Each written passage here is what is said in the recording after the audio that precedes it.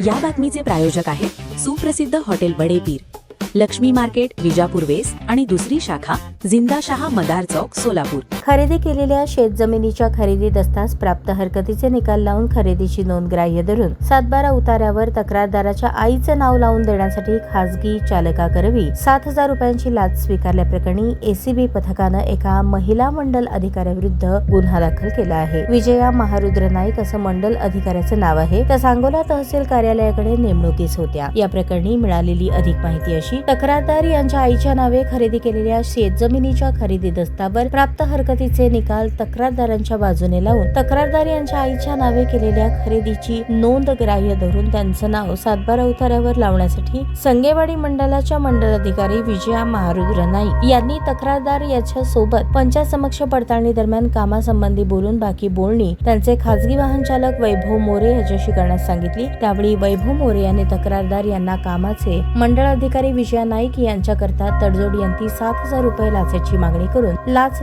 रक्कम लवकर घेऊन येण्यास सांगितले। वैभव मोरे यांनी मंडळ अधिकारी नाईक यांच्या वतीने केलेल्या लाच मागणीबद्दल नाईक यांची पंचांसमक्ष पडताळणी केली असता त्यांनी त्यांचे खासगी वाहनाचे चालक वैभव मोरे यांनी केलेल्या लाच मागणीस दुजोरा देऊन अपराधास प्रोत्साहन दिले। या प्रकरणी लाचलुचपत प्रतिबंधक विभाग सोलापूर कार्यालयाकडे आलेल्या तक्रारीची पडताळणी करून सापळा अधिकारी पोलीस निरीक्षक रवींद्र लांभाते यांच्या पथकाने गुरुवारी सापळा रचला। त्यानंतर करण्यात आलेल्या सापळा कारवाई दरम्यान मंडळ अधिकारी नाईक यांच्या खासगी वाहनाचे चालक वैभव मोरे यांनी तक्रारदार यांच्याकडून 7,000 रुपयांची मागणी करून रक्कम स्वतः स्वीकारली असता त्यांना रंगेहात पकडण्यात आले।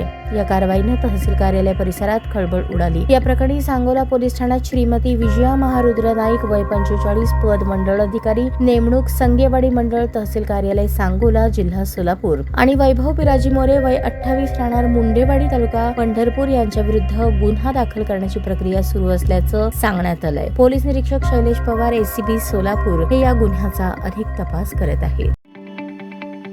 ताज्या बातम्या पाहण्यासाठी प्राईम महाराष्ट्र न्यूज चॅनलला सबस्क्राईब करा।